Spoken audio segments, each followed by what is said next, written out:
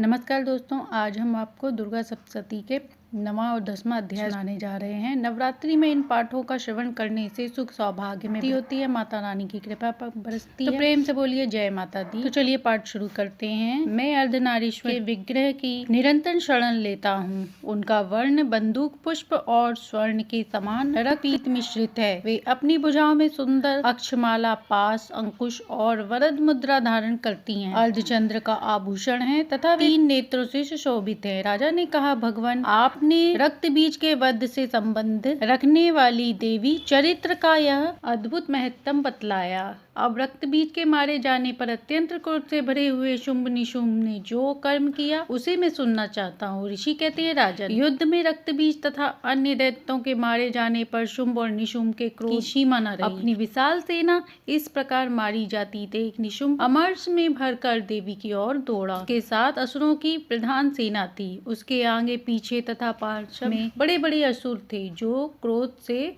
ओट चबाते हुए देवी को मार डालने के लिए आए। पराक्रमी शुंभ ने भी अपनी सेना के साथ मातृगणों से युद्ध करके क्रोधवश चंडिका को मारने के लिए आ पहुंचा। तब देवी के साथ शुंभ और निशुंभ का घोर संग्राम छिड़ गया। वे दोनों दैत्य मेघों की भांति बाणों की भयंकर वर्षा कर रहे थे। उन दोनों के चलाए हुए बाणों को चंडिका जी ने अपने बाणों के समूह से तुरंत काट डाला और शस्त्र समूहों की वर्षा करके उन दोनों दैत्यों के अंगों में भी चोट पहुंचाई। निशुंभ ने तीखी तलवार और चमकती हुई ढाल लेकर देवी के श्रेष्ठ वाहन सिंह के मस्तक पर प्रहार किया। अपने वाहन को चोट पहुंचने पर देवी ने क्षिप्र नामक बाण से निशुंभ की श्रेष्ठ तलवार ही काट डाली और उनकी ढाल को भी, जिसमें 8 चांद जड़े थे, खंड खंड कर दिया। ढाल और तलवार के कट जाने पर उस असुर ने शक्ति चलाई, किंतु सामने आने पर देवी ने चक्र से भरे उसके भी 2 टुकड़े कर दिए। अब तो निशुंभ क्रोध से जल उठा और उस दानव ने देवी को मारने के लिए शूल उठाया, किंतु देवी ने समीप आने पर भी मुक्के से मारकर चूर्ण कर दिया। तब उसे गदा घुमाकर चंडी के ऊपर चलाया, परंतु वह भी देवी के त्रिशूल से कटकर भस्म हो गई। इसके बाद दैत्यराज निशुंभ को फरसा हाथ में लेकर आते देख देवी ने बाण समूह से घायल कर धरती पर सुला दिया। उस भयंकर पराक्रमी भाई निशुंभ के धराशायी हो जाने पर शुंभ को बड़ा क्रोध आया और अंबिका का वध करने के लिए वह आगे बढ़ा। रथ पर बैठे बैठे ही उत्तम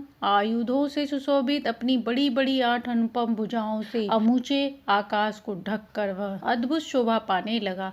उसे आता देख देवी ने शंख बजाया और धनुष की प्रत्यंचा का भी अत्यंत दुस्साह संबंध किया।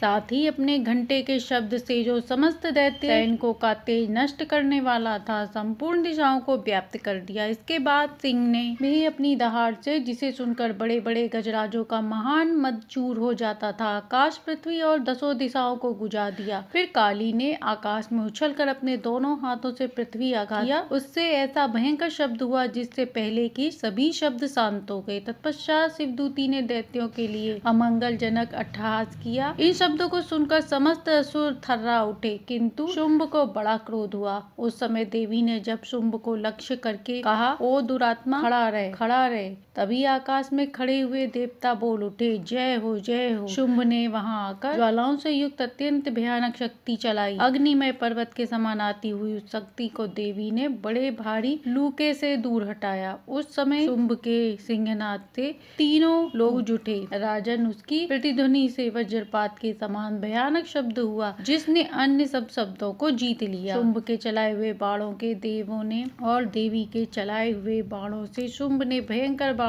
द्वारा सैकड़ों और हजारों टुकड़े कर दिए। तब क्रोध से भरी हुई चंडिका ने शुंभ को शूल से मारा। उसके आघात से मूर्छित हो वह पृथ्वी पर गिर पड़ा। इतने में ही शुंभ को चेतना हुई और उसने धनुष हाथ में लेकर बाणों द्वारा देवी, काली तथा सिंह को घायल कर डाला। फिर उस दैत्यराज ने 10,000 बाहें बनाकर चक्रों के प्रहार से चंडिका को आच्छादित कर दिया। तब दुर्गम पीड़ा का नाश करने वाली भगवती देवी ने कुपित होकर अपने बाणों से उन चक्रों तथा बाणों को काट गिराया। यह देख निशुंभ दैत्य सेना के साथ चंडिका देवी का वध करने के लिए हाथ में गदा लेकर बड़े वेग से दौड़ा। के आगे आते ही चंडी ने तीखी धार वाली तलवार से उसकी गदा को शीघ्र काटा तथा उसने शूल हाथ में ले लिया। देवताओं को पीड़ा देने वाले शुंभ को शूल हाथ में लिए आता देख चंडिका जी ने वेग चलाए और अपने शूल से उसकी छाती छेद डाली। शूल से विदीर्ण हो जाने पर उसकी छाती से एक दूसरा महाबली और पराक्रमी पुरुष खड़ी रह खड़ी रह कहता हुआ निकला। उस निकलते हुए पुरुष की बात सुनकर देवी हंस पड़ी। खड़ग से उन्होंने उसका मस्तक काट दिया। फिर तो वह पृथ्वी पर गिर पड़ा। इसके बाद सिंह अपनी दाढ़ों से असुरों की गर्दन कुचलकर खाने लगा। यह बड़ा भयंकर दृश्य था। उधर काली तथा शिवदूती ने भी अन्याय दैत्यों का भक्षण आरंभ किया। कौमारी की शक्ति से विदीर्ण होकर कितने ही दैत्य नष्ट हो गए। ब्राह्मणी के मंत्रपूत जल से निस्तेज होकर कितने ही भाग खड़े हुए। कितने ही दैत्य महेश्वरी के त्रिशूल से छिन्न भिन्न धराशायी हो गए। बराही की तुधुन के आघात से कितनों का पृथ्वी पर कचूमर निकल गया। वैष्णवी ने भी अपने चक्र से दानवों के टुकड़े टुकड़े कर दिए। ऐन्द्री के हाथ से छूटे हुए वज्र से भी कितने प्राणों से हाथ लोगों को धोना पड़ा। कुछ असुर नष्ट हो गए, कुछ उस महान युद्ध में मारे गए तथा कितने ही काली शुभद्युति तथा सिंह के ग्रास बन गए। श्री मार्कंडेय पुराण में सार्वणिक मन्वंतर की कथा के अंतर्गत देवी महात्म्यम में निशुम्भ वध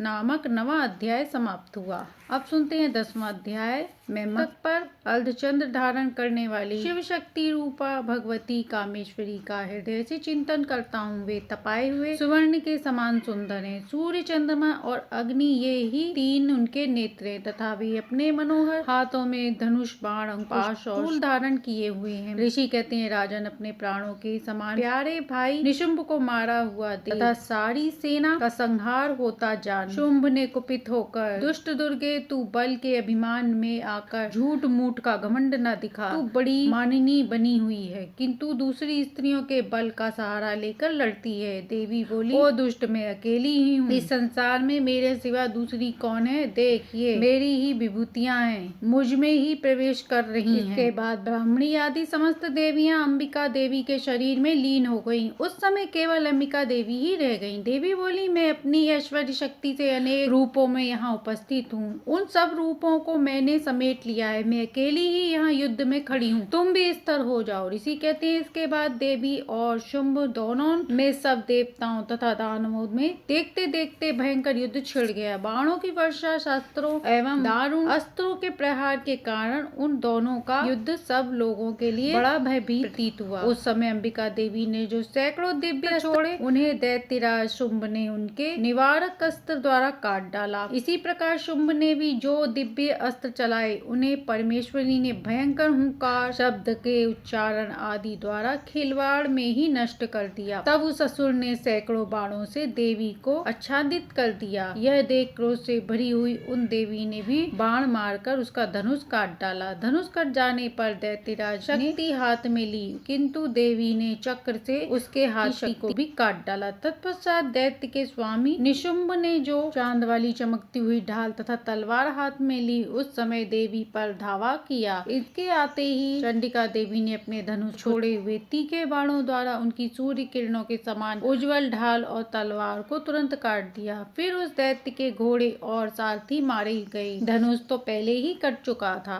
अब उसने अंबिका को मारने के लिए उद्धत हो भयंकर मुद्गर हाथ में लिया। उसे आता देख देवी ने अपने तीक्ष्ण वारों से उसका मुद्गर भी काट डाला। इस पर भी वह असुर मुका तान कर बड़े बेग से देवी की ओर झपटा। उस दैत्यराज ने देवी की छाती को मुक्का मारा। तब उन देवी ने भी उसकी छाती में एक चांटा जड़ दिया। देवी का थप्पड़ खाकर दैत्यराज शुंभ पृथ्वी पर गिर पड़ा, किंतु पुनः सहसा पूर्वतः उठकर खड़ा हो गया। फिर वह उछला और देवी को ऊपर ले जाकर आकाश में खड़ा हो गया। तब चंडिका देवी आकाश में भी बिना किसी आधार के ही शुंभ के साथ युद्ध करने लगी। उस समय दैत्य और चंडिका आकाश में एक दूसरे से लड़ने लगे। उनका वह युद्ध पहले सिद्ध और मुनियों को विस्मय में डालने वाला हुआ। फिर अंबिका ने शुंभ के साथ बहुत देर तक युद्ध करने के पश्चात उसे उठाकर घुमाया और पृथ्वी पर पटक दिया। पटके जाने पर पृथ्वी पर आने के बाद वह दुष्टात्मा दैत्य पुनः चंडिका का वध करने के लिए उनकी ओर वेग से दौड़ा। तब समस्त दैत्य के राजा शुंभ को अपनी ओर आता देख देवी ने शूल से उसकी छाती छेद कर उसे पृथ्वी पर गिरा दिया। देवी के शूल की धार से छाती घायल होने पर उसके प्राण पखेरु उड़ गए और वह समुद्रों, द्वीपों तथा पर्वतों सहित समूची पृथ्वी को कांपता हुआ भूमि पर गिर पड़ा। अंतर उस दुरात्मा के मारे जाने पर संपूर्ण जगत प्रसन्न और पूर्ण स्वस्थ हो गया तथा आकाश स्वच्छ दिखाई देने लगा। पहले जो उत्पात